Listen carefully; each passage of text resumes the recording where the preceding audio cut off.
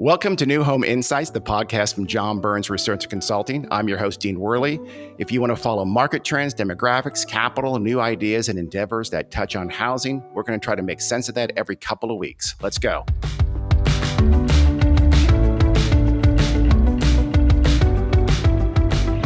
Hi, everyone. This is Dean Worley with the New Home Insights podcast from John Burns Research and Consulting.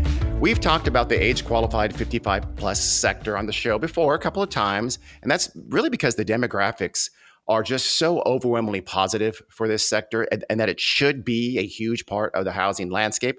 And it is a major part of the housing landscape, but it's kind of a tricky space. It hasn't been so monolithically successful as the demographic trends might imply. In other words, you can build it, but they're not necessarily going to walk out of the cornfield and buy your home at a 55 plus space unless you do it right.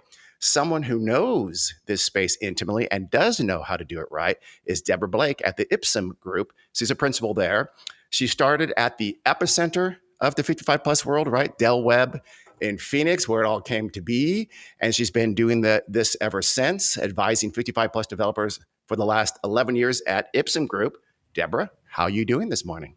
I'm doing well. I'm happy to be here. Thanks for the intro. Absolutely. Well, let's just do a little more of that. Why don't you start us off by telling us a little bit about your background and then also what you do at the Ipsum Group and what the Ipsum Group does.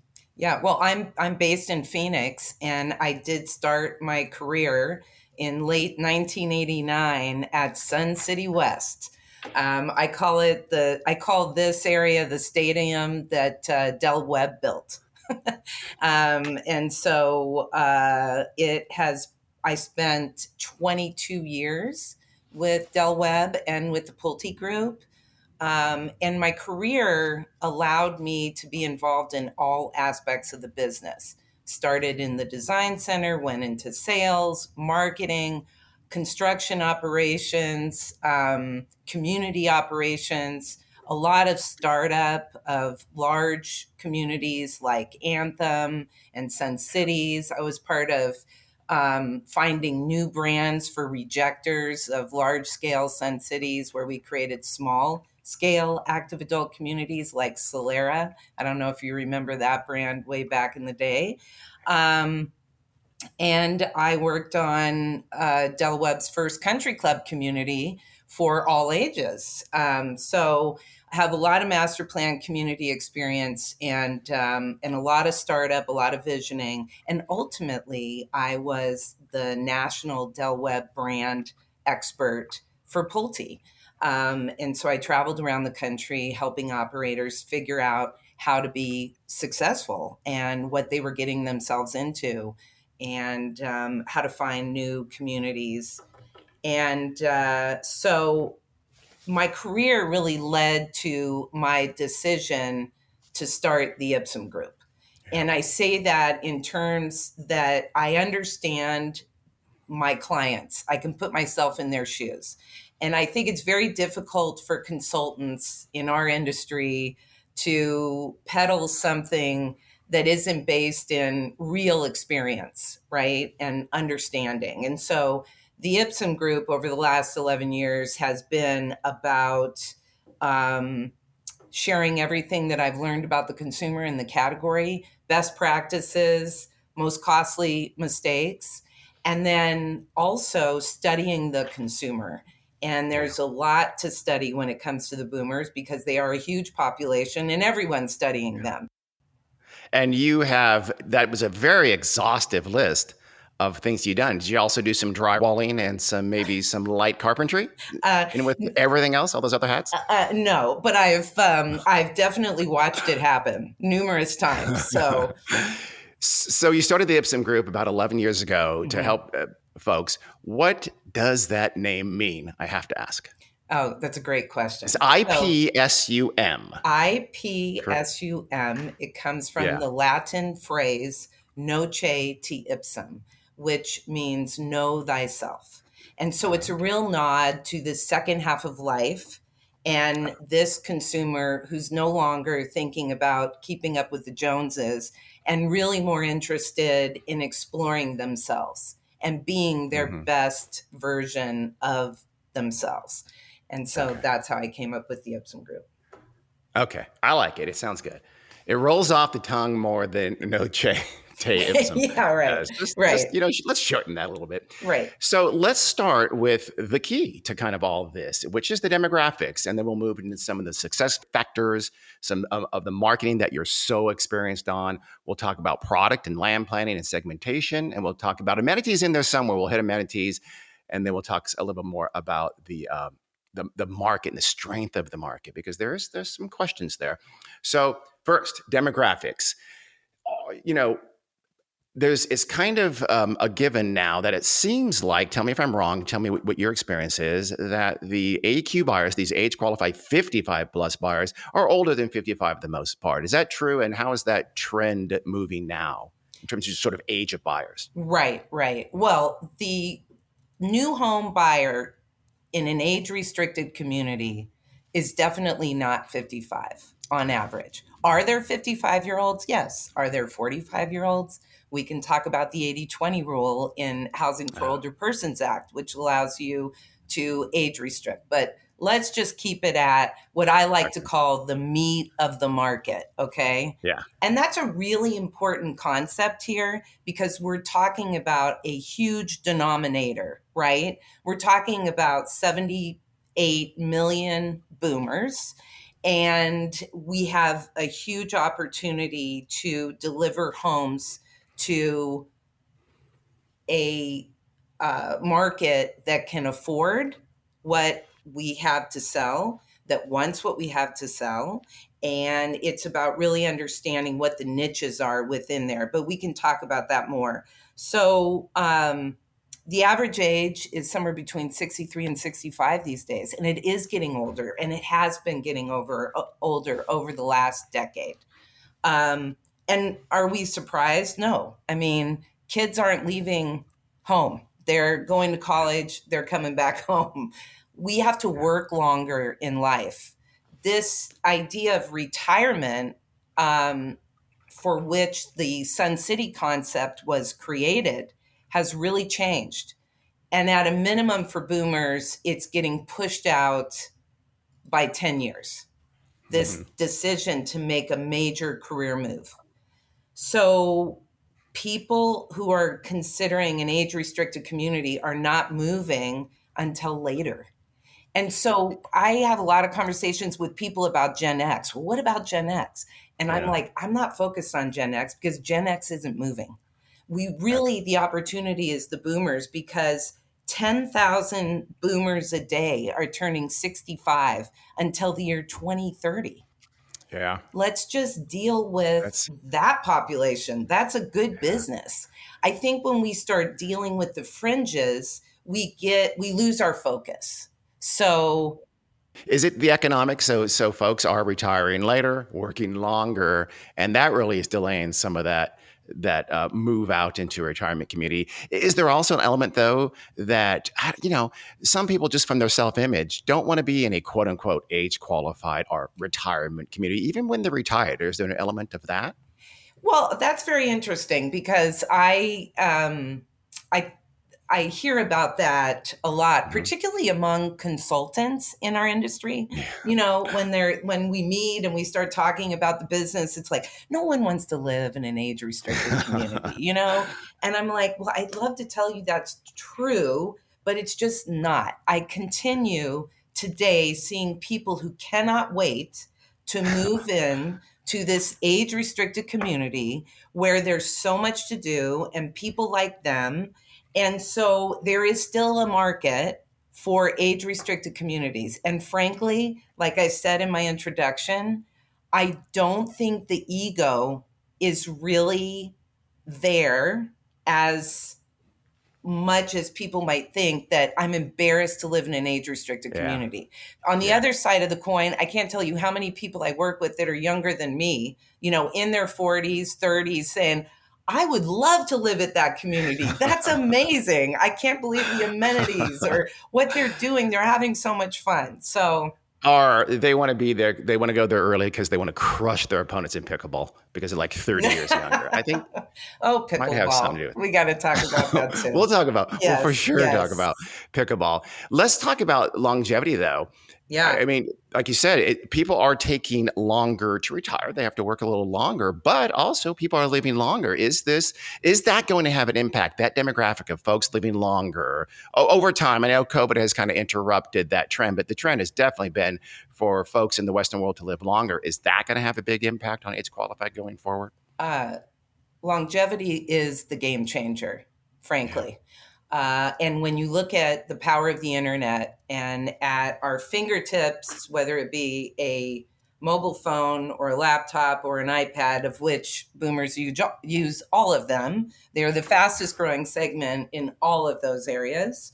Um, we know more about impacting longevity in a positive way than we ever have, and it's because of the boomers. They bring us along in the wake of, because there's such a huge population. So there are, Stanford just put out their new life map, for instance, and the new life map is basically talking about, we're all going to live to 100 plus, so how does it change our entire life? Because right now what we're dealing with the boomers is we're trying to cram everything we're learning about living a longer, healthier, happier life in the last 40 years of our existence. And so Stanford's examining, how does it change how long we're in school, yeah. from preschool all the way through college, how our jobs, our careers, et cetera, et cetera. So that's super interesting. And there's studies that, like Harvard is doing, the happiness study. It's a very long term, multiple decade study about what makes people happy. And they found out that it is friendships, social Yeah. interactions. Well, Social connection, social yeah. interaction. Guess what active adult communities have offered Yeah. since day one?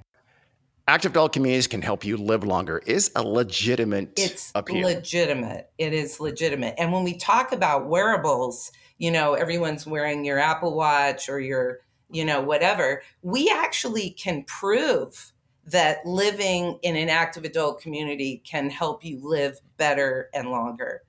So I think that's, in the works. But there's no doubt that longevity is on the minds of our Yeah. consumers, mind, body, soul, and how. So there's a lot more at stake than the consumers that Del Webb was targeting in 1960, who probably had a 15-year trajectory of living in an active adult Yeah. Okay. community that he Yeah. presented. So it was all about rest and relaxation and resort communities and that type of thing. It's not about that anymore. It's so much Yeah. more. Yeah. It's like 70 is not the new 60. Honestly, 80 is the new 60, I feel like. Honestly. And yeah, Honestly. And I think let's just that's keep pushing that's that. the things that we have to look at. You talked about the ego of, I don't want to live in an age restricted community. I think it's more, I want to be as young as I can be. Mm, I want to feel good, I want to do good, and I want to look good. That's the yeah. boomers MO. And so how do you deliver on that with a I community? I And think with motorcycles and a lot of tattoos, I oh, feel like motorcycles is and see, I was thinking Botox and a lot of okay. wine drinking with friends. That, you know what? You know what? That's fair. Those two. Let's talk about some of the key success factors in Hmm. building a good AQ community, age qualified community. And the first question, let's sort of transition from demographics and ask you this. Is it all about appealing to boomers? I think the answer is going to be yes, but it's all about boomers right now. And that's going to carry us through for at least the next decade or so. I mean, I think the primary focus right now is boomers. I think this is the segment, the population that's really moving the needle. And so I think that it is important to focus on your boomer consumer. So Yeah. just, I mean, simply put, 60 plus, who is your niche? Yeah. I think you will get the fringes, right? You will find Gen Xers that want to move into that community. frankly, I don't think they're that much different when you get it right, because in my 3 decades, I really have seen a lot of things that have stayed the same relative to this customer. And I have seen things change, but it's more in terms of intensity of what the boomers are expecting. For an example, wellness, right? We just talked about Yeah. longevity. So I have clients that are now partnering with large healthcare organizations to provide expert delivery of proactive wellness programs within the community, and even exclusive access to doctors, Hmm. Hmm. RX programs. We do a thing. We have a concept called a wellness suite that we put in small communities, and it's basically a multi-purpose massage room.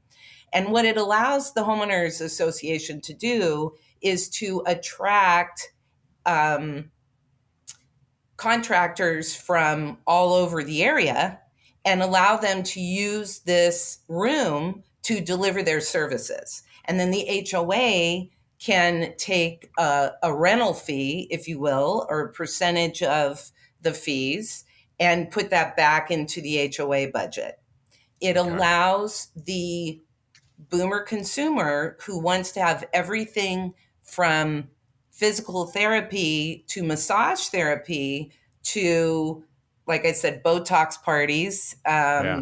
to facials, whatever you want to do, but it can happen in that room. So it's about now thinking about what is the physical amenities that you need to build so that boomers can get what they want, and how can you execute that in a cost effective manner? And then who are the experts around the area that can make the overall service better? Okay. So it's kind of this idea that you have, I mean, you have the boomers, you have these critical fundamentals, but those fundamentals apply to any demographic. Are you still, though, you still have to be attuned to those subtle differences, though, as you have even different cohorts, even different 5, 10 year cohorts. Are you still, you still keep on very, very much current trends Mm-hmm. as well, too? Yeah. Oh, yeah. I mean, this is current. Okay. I think. Okay. So the first thing I'll say is now more than ever, consumer research is key. Primary consumer research is critical. So in our industry, as you know, we do a lot of market studies, and that is, looking in the rear view mirror, if you will. What's Mhm. sold, what's popular, what amenities are on the ground, what's the best selling plans, what did the demand um, what does the demand look like in your area? What are your key feeder markets?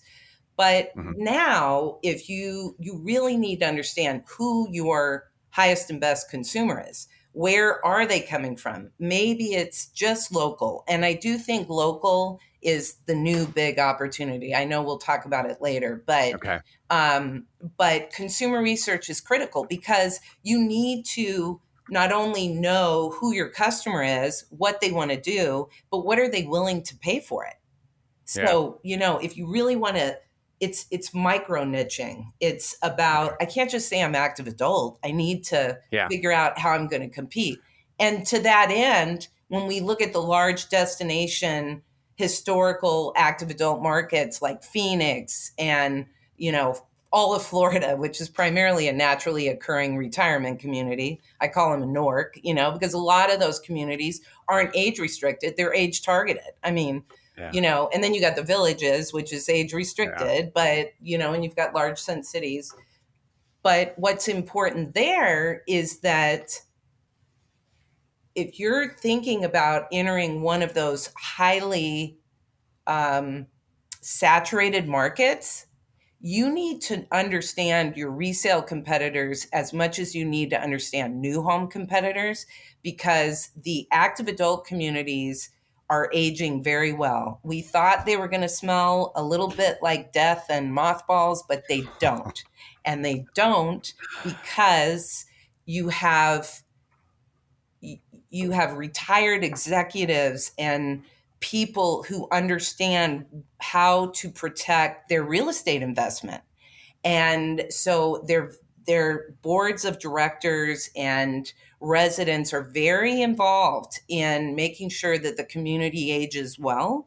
And they also have the reserves to update amenities over time. So, a great example, you've brought up pickleball a couple times. I remember when one of the large Sun cities took 8 tennis courts and converted them into 32 pickleball courts. Yeah. And that's just about staying on trend, making sure that you're going to appeal to the younger consumer coming in. And by the way, their homes are meticulously cared for. They're typically a wider type of lot, right? And less expensive. Now the market right now is a little weird, and we know resale, resale and new is coming closer and closer, but generally speaking. Let's talk about that, Deborah. So you mentioned that the origination point, where they're coming from, is important, but also what they're coming from, and they're pretty much always coming from an existing house. How do you differentiate an age-qualified community to compete with just simply aging in place, which is always going to be a cheaper alternative? Well, it's interesting, maybe not. And I don't think it's all about the home. It's about everything that we've talked about. So, first of all, I will say that yes, most everyone who's moving into an age restricted community is coming from a home that they own. They have very strong equity positions. Sometimes they own it outright. They've lived in it for decades. It just depends on where they're coming from. But they're definitely downsizing, and they are taking equity from their existing home and they're investing it in their new home. So what drives them to move out of their home into the new home? And I think it's, first of all, the old home is potentially multi-stories. It could be 2 stories, it could be 2 stories with a basement.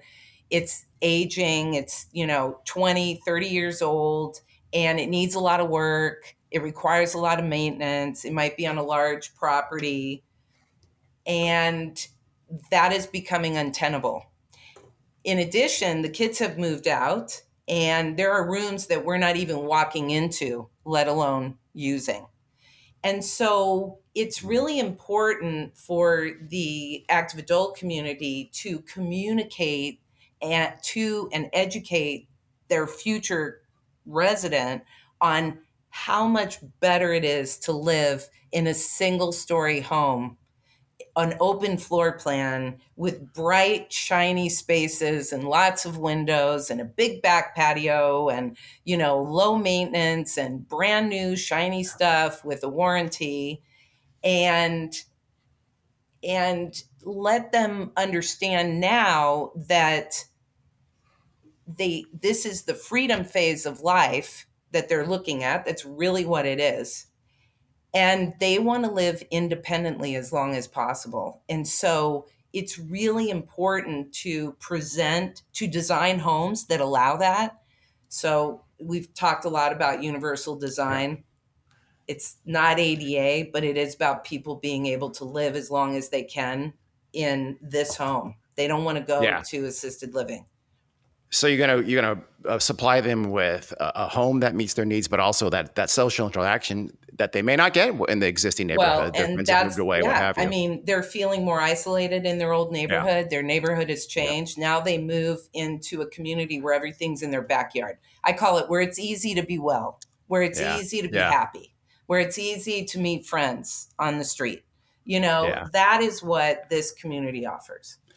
So in the forest sale world, we know that still aging in place is definitely an alternative to a 55 plus community. Have you thought about rental and specifically build to rent? I was doing a panel just literally yesterday, and a major multifamily developer mentioned that a huge chunk of their BTR, their build to rent single family rental homes, were going to retirees. Yes. Do you see that as a major competition?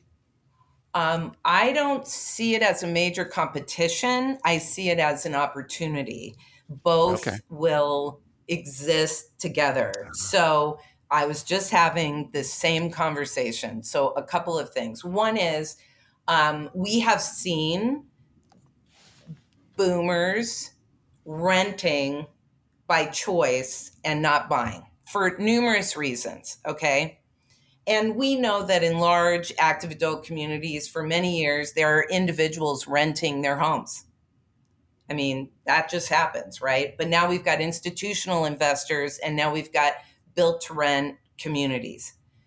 And this built to rent concept is growing so fast that it only makes sense that for the same reason that you want an age restricted community, you want an age restricted BTR community. So I am seeing that growing as well. I was just having a conversation Yeah. with a client yesterday, and I know of a couple of developers that are getting into it big So we time. might have like, which is true in the non-restricted world, where a master plan that has, let's say, 8 neighborhoods, one of those might be a BTR neighborhood. Do you see that same thing happening in age-qualified communities, master plans? So let me make I do think that master plan communities in the markets where they are prevalent, we will continue to see age restricted pods, communities for Hmm. sale, and I think communities to rent. I think that Yeah. that makes Okay. perfect sense.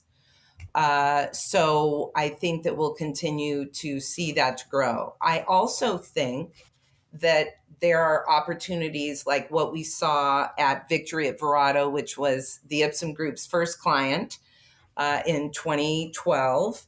And this was the first active adult master plan within a master plan because it had multiple builders.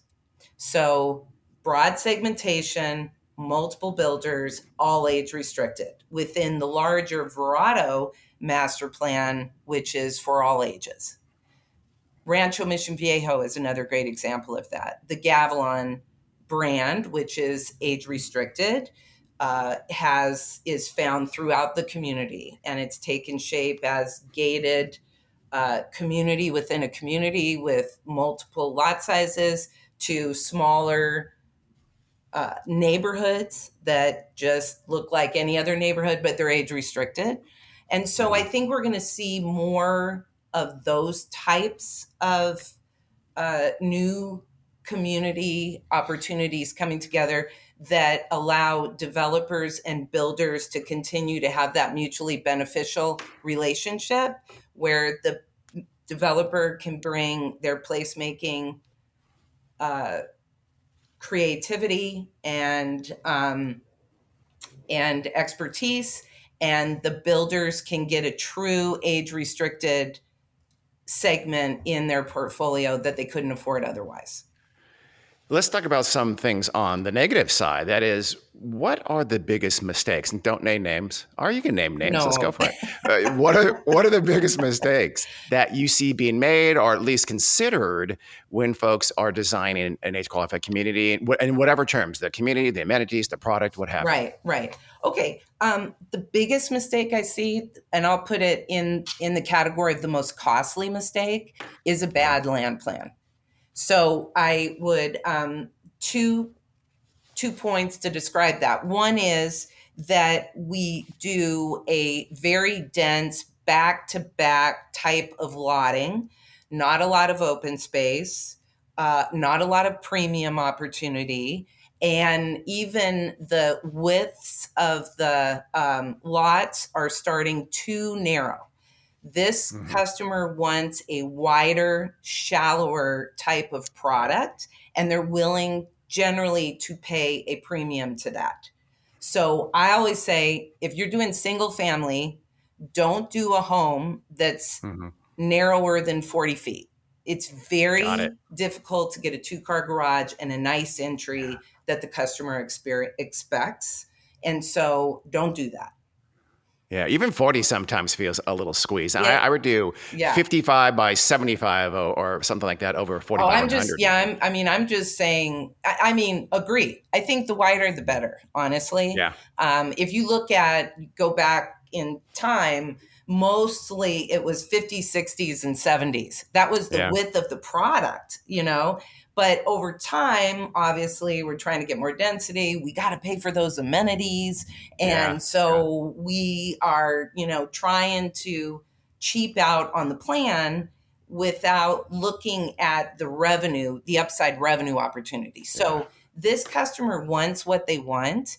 It's like I said earlier, they are taking equity from their existing home and investing it in this new home. And so they still only need 2 bedrooms and a den, which is the primary configuration, right? mhm, But they want all the goodies.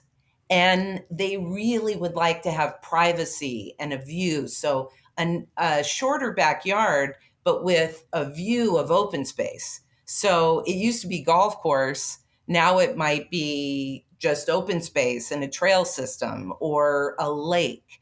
But open space will get you higher premiums than it would in the conventional side of things. And it will actually help you sell homes overall yeah. because they want what they want.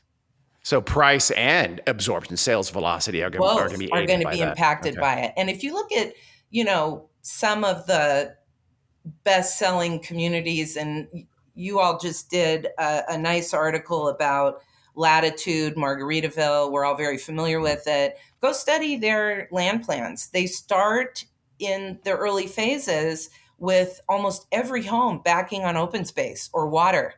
And then as they get deeper into the community and prices are going up, they bring in this cottage product that's back to back and allows the price point to come Yeah, down.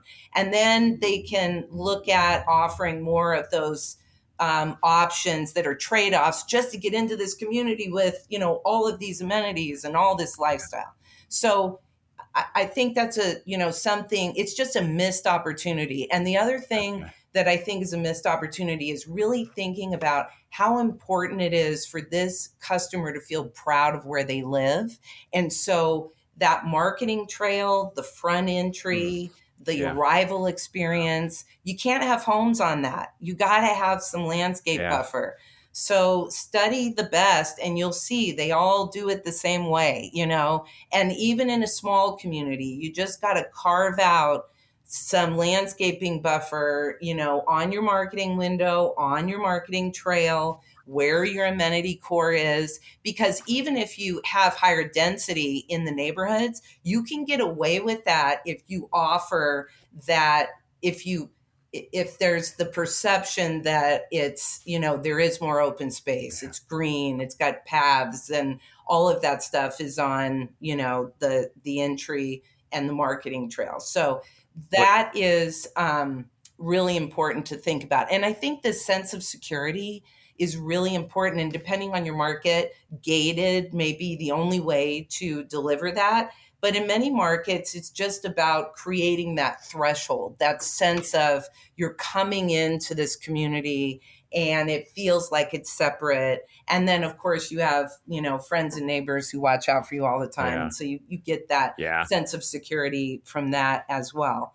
So Does the gating does the gating matter in terms of where your location? Like you mentioned, I yeah. love the idea of having 55 plus, 700 or 800 homes at 55 plus within a larger family oriented master plan. I think that's almost always a winner. Mhm. Would you gate that more than you would, though, an age qualified community that's completely on its own just because they want to have that sense of security since they're within a larger master plan? I think if you can gate. Oh, really? Okay. And I think that it comes down to it does check off all the boxes, Hmm. which is it gives you that sense of security. It keeps the wild kids out that might be in the neighborhood. It reduces traffic. I mean, Yeah. vehicular Yeah. traffic, pedestrian traffic. So I think when you can gate. But I will also tell you that there is this concept with the active adult consumer, which I call total cost of ownership. And the total cost of ownership is this idea that the price of the home and the lot premium and all the upgrades, they'll go crazy on that and they'll spend way more than what it may even appraise for, right? They're not concerned, and take advantage of that because that is a great revenue generating opportunity. But if your property taxes are too high, your HOA Mm-hmm. fees are too high, utilities are too high, those monthly costs, they're much more sensitive to those. So those could be the deal breaker over the price of the home and options and lot premiums. Where I have an opinion on this, but I could be wrong, and I want to hear what your answer is for this. But if you had to fudge toward raising the HOA or raising the tax rate, which direction would you advise? I I don't think, I mean, we all know about CFDs and we're using Yeah. those to, you know, deliver That's what I meant. Yeah, amenities. CFD. I'll tell you. Yeah. I'll tell you what my bias is that you would rather raise that CFD a little bit and raise that tax rate and keep that HOA to a minimum because I think the HOA is just honestly it's just easier to calculate. It goes right to your monthly payment.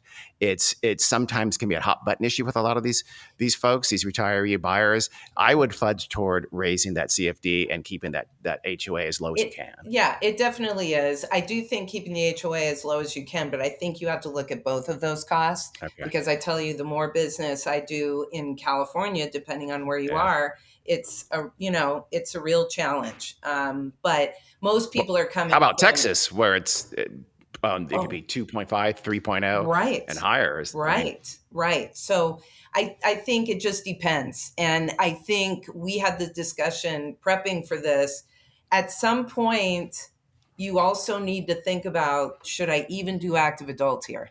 Maybe Hmm. it's just better for this piece of dirt to do a conventional play or an age targeted play or something like that. So I think that, and I always talk to my clients about this if I get in early enough, is to say what's the highest and best return Yeah. for that dirt. And sometimes it just doesn't work. I like that. So you're an age qualified consultant who says sometimes, you know what? Don't do it. I wouldn't do it. Yeah. Oh, All and right. if the land plan's wrong or if the product's wrong, or Yeah. I mean, I will give it to you straight. At the Let's end of the let's do that day, then. you Let's make the let's decision. first talk a little bit more about land planning that you mentioned about how things like back-to-back lots and open space. Let's talk a little bit about that and then we'll circle back to amenities. So first in land planning, product segmentation. By the way, just for our listeners too, when Deborah and I are saying product, we mean the type of lot, usually a lot type or something along those lines, And like I put 5,000 square homes foot. in that too. I put, Well, yeah, yes, and yes, homes and so product also means home, the type of floor plans, yes.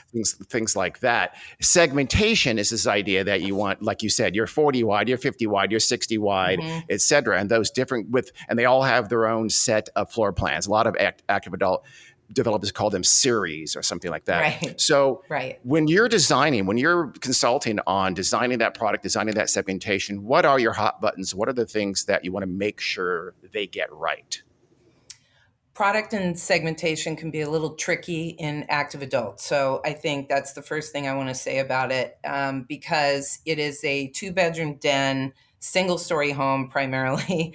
And so it's not about more bedroom count. It's about the home designs getting wider and the spaces where the owners spend time being more luxurious and amenitized. So I think that we can go into it deeper, but I think that's most important. And one example is we tell people that for every 100 square feet of living space, you should have 10 linear feet of master bedroom hanging and 10 linear feet of cabinets and countertops in your kitchen.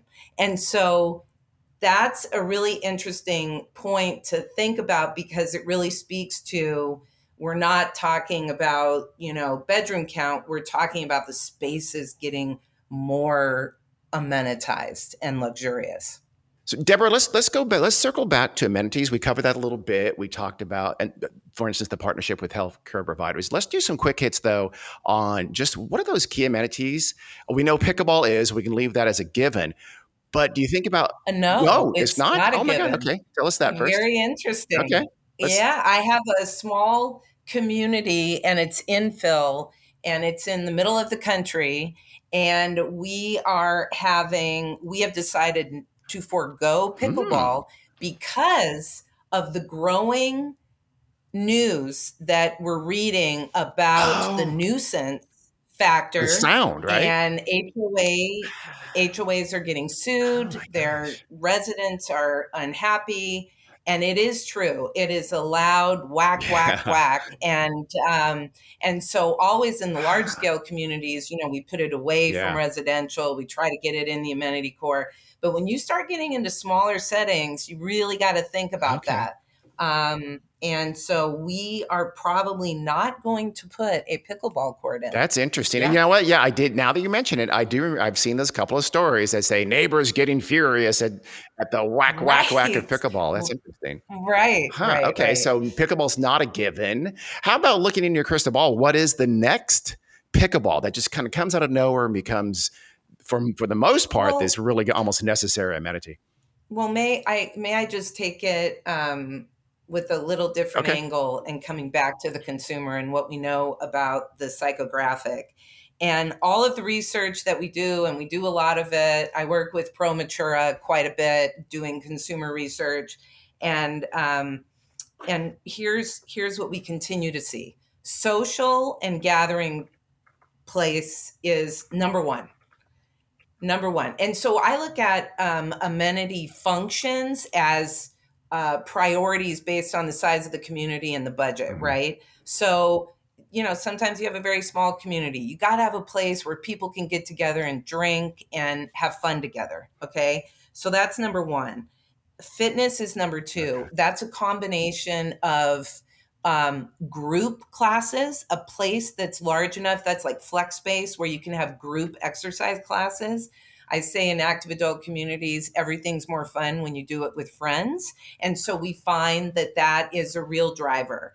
But we're also seeing a real understanding and appreciation and a new context for fitness centers for our customers because they've been members of Lifetime or whatever, and now they're going to give that up and they're going to move to this community. So they want free weights, Mm. they want some cardio machines, and they want some TRX bands and things like that. So they're much more knowledgeable of what they want in their fitness center. And so we use experts to help us fit whatever the size of your fitness space is to make sure you get the right equipment in there, you get the free weights, Okay. that type of thing. Um, and I think when you're in four season climates, right, and you think about that long winter, how do you Mm. make sure that people have a place to go where they can be active and gather with friends? And I have a community in Crown Community Development doing their first active adult community in Gettysburg. It's called Amblebrook. It's a large scale community, 2,500 plus Wow. units, large scale amenities. They have indoor Oh wow. pickleball and multi-use courts. Gettysburg, So Pennsylvania. that was Pennsylvania. That Gettysburg. Okay. Pennsylvania. Yep. Yep. Okay. Gettysburg. So I think you want to think about the long winters and Yeah. how to make sure people can come together. And then outdoors, walking paths, number one, the community needs to be walkable. It needs to be connected. It's ideally connected to a greater path system within the town or the county that it's located, and and the neighborhoods are connected. So think about that in terms of how you locate your amenity and making sure that people can walk where they want to Okay. go. Um, and then the other thing that we continue to see is people want a pool, even in, a four season climate where you got to shut it down and it snows, but they want a pool. They want, to be able to hang out with the grandkids and maybe do a lap or two. but it doesn't need to be big, but they really want a pool. So in terms of those amenities, those are the key ones, and those really kind of those fundamental ones. Going back, I don't want to belabor pickleball, but pickleball was one of those things that seemed to kind of come out of nowhere. So maybe the solution is just you have to be nimble enough to take advantage of and to provide whatever that next pickleball is. Right. Right. And a couple things on amenities I think you got to think about is, what about the lifestyle director? Yeah. Because I hear a lot about, people don't want a lifestyle director. This isn't Julie on the Love Boat. But what we do find is that actually the larger the community and the deeper you get into the boomers, you realize that they need help doing what they want to do. And sometimes they don't even know what they want to do. Read the book by Joe Coughlin called The Longevity Economy. And there's a part, and this is all about the boomers. And what he talks about is that these boomers are the most educated, group to ever go through this stage, right? And the most experienced. And so they want to do great things, but they don't know how to do it. And so think about, as a lifestyle director, it's not about scheduling rooms or getting people to play cards. It's about getting people connected with volunteering opportunities or lifelong learning at the university or travel tourism or travel volunteerism.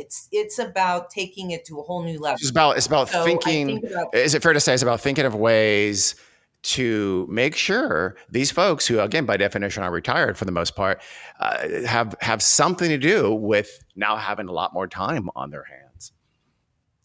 And something meaningful to do, because they're re-careering, they're starting second careers, they're working part-time, but they want to give back, but they don't want to just, hold babies in the nursery. They want to reorganize nonprofits. They want to bring their experience and education to really bear on the world, on the greater community. And so, like I said, the stakes are a lot higher for an active adult community today than they were. And on that theme, fee for service is a new trend that we're seeing in active adult communities. And this is to keep HOA fees low, right? People only want to pay for what they use. So when you think about designing the community, the amenities, operating the amenities, think about keeping your HOA operations low. But on the other hand, you've never had a more a consumer that has higher expectations than the boomers. And so when they're really into something like cooking, for instance, they want the best facility. They want to bring chefs in. They want to really dig in, but they're willing to pay $100 for that chef to come in and do a meal and a wine tasting.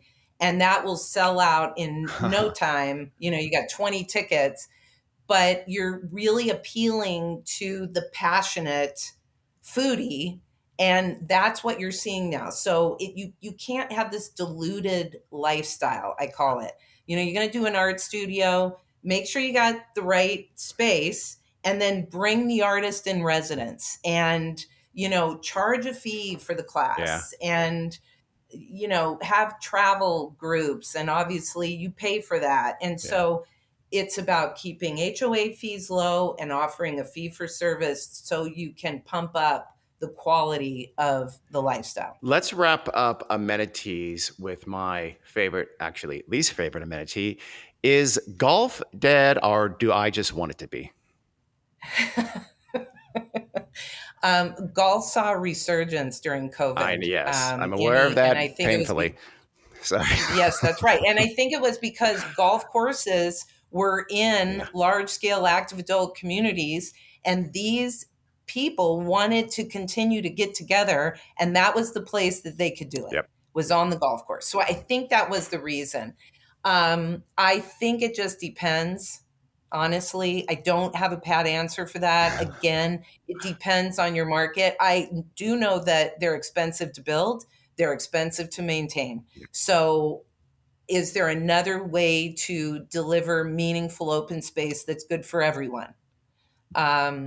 And thinking about the entire community instead of just, the golfers. Yeah, and you can't do that as a fee for service. You see that very often where there's a higher HRA for if you want to be a golf member, but if you're going to do that, Right. you still have to devote so much space and expense to doing it. It's a huge amenity, and if it doesn't pay off, it's a It, mistake. yes. And I think there are versions we're seeing par three, 18-hole golf Okay. courses. I have a client who did a 9-hole and is making it more of a park setting. Okay. So, and providing more access to the residents during play and after play, because usually the golf course is like stay off, because we got to maintain the greens and all that. So Yeah. I think there are new ways to make golf work in this time. But again, I think it's about, what other places can you golf where your community is located? Because Yeah. we see that too. Okay. Let's end a couple of questions. One of which is something that has actually been concerning me a lot when we do advise on active adult communities, which is quite often. And that's is you mentioned just a little while ago that these almost sort of concierge doctors and these kinds of things that folks are ready to pay for. And there's a lot of affluence in the boomer generation. But are we pitching too much active adult at relatively high price points? And I know I'm in California, so I may be a little biased there because our price points are high everywhere. But is there a concern? Do you have any concern that we are sort of pitching it and we are sort of forgetting those folks who have a little bit more modest means in the AQ space? So I do think that there is a best odds plan.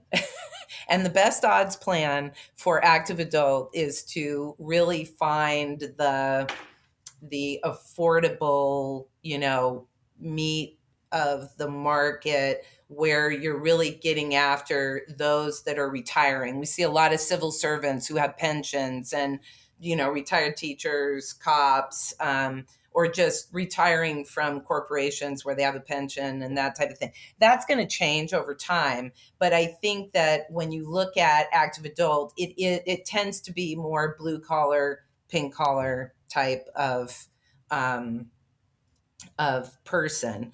That being said, there are there are locations where if it's still downsizing, you still have a great feeder market. I'll use Rancho Mission Viejo as a great example. Those homes are expensive, relatively speaking, for active adult, but their feeder market, their buyers are coming from homes that are multiple millions of dollars. Yeah. So the relatively speaking, it's still downsizing. Okay. So, and I do think that the more affluent the customer, the more options for that customer. But And I find more affluent, age targeted, not age restricted. so for our listeners, that's in Orange County, California, and Southern California, a highly Right. affluent market where they are bringing massive equity in there. In most markets, they're not going to have that kind of equity. I know I don't want to harp on it, but I am concerned. I do think I have seen, I won't name places, some struggles. And I think one of the reasons was that they were pitched at such a high price point, they really kind of narrowed their buyer pool, I think, more dramatically than they thought they would. Definitely. And so I think that you have to go back to the consumer and look at the market and make sure it's still downsizing. They're Okay. still selling a home. Yeah. They're taking some portion of it to buy this home. They're putting the rest of it in the bank. That's the ideal Okay. situation, right? Yep. Let's end, Deborah, with the crystal ball. I do that a lot here on the show. So it could be anything you want, honestly. I was just going to say, what's kind of the next big thing? Product, amenities, locations, anything you want. What do you see as something that's going to hit with the AQ space here in the near term? I don't think it's a big thing. I think it's a bunch of small things. So, what I mean by that is, I think we're going to see more diversity in age targeted, age qualified housing that boomers want. I think we're going to I think there's a huge opportunity in the center of the country where there are no active adult communities, where people don't even know what an active adult community is and think their next step is senior living. And they're languishing in their home because there's no option to move to an active adult community where you can really thrive. at 65. Yeah. So I think that's an opportunity. We talked about built to rent. I think built to rent is going to grow. I think we're going to see more age restricted options for built to rent. And I think we're going to see them all over the place because that segment's not going away. Yeah. And so I think just as we handle conventional housing, we're going to provide active adult options in that as well. And the other thing I mentioned earlier is these multi-segmented, large-scale active adult master plan communities. And I think that that's a huge opportunity in the right market because what I know from the guys over at 55places.com is that when they look at visitors and traffic to their website, a lot of people are looking for those large scale communities because they get more amenities. Huh. So how do you serve that market? And I think great developer and great home builders can come together and provide the broad segmentation, the breadth of amenities, and do it on with all of the things that I've been talking about today that really get boomers to go, I got to live there, and offer that. So I think that diversity is what we're going to continue to see in this segment. And we can't just talk about, I'm going to get into active adult. I think we need to focus on, I'm going to get my fair share and more of this lucrative segment called the boomers. And how can I do it? Yeah, that's great. That's awesome. It's interesting you say that because actually I think I've noticed that there's been some really successful communities that aren't gigantic. There's 650 or 750 total homes with a good amenity package, but you're saying there's still some space there for those really large, those 2,000, 3,000, 4,000 square foot. I'm sorry, units. Yeah. I mean, I'm watching it today with a couple of clients, and I think that, with what we know about what this consumer segment wants and the diversity within the segment, I think that developers can really bring their expertise and their creativity and their vision to placemaking and make it age restricted and help builders have a meaningful segment in their portfolio for age restricted housing. Awesome.